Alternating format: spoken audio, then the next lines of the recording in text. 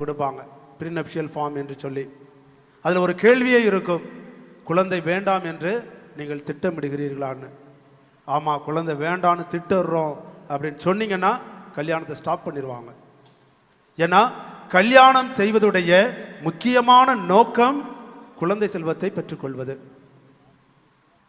இப்போ கல்யாணம் ஆகி 5 வருஷம் கழித்து வாழ்க்கையில் செட்டில் ஆன அப்புறம், நல்லதொரு வீடை கட்டினதுக்கப்புறம் நான் குழந்தையை பெற்றுக்கிறேன் அப்படின்னா அது பாவம். ஏன்னா நீங்கள் ஒருவேளை குழந்தையை கருத்தரித்தால் அதை வேண்டாம் என்று சொல்லி கருக்கலைப்பு செய்வீர்கள். அபார்ஷன் என்பது ஒரு பெரிய பாவமாக கருதப்படுகிறது. அப்போ கடவுள் நமக்கு கொடுக்கின்ற அந்த ஆசீர்வாதமான குழந்தையை நாம் பெற்றுக்கொள்ள வேண்டும்.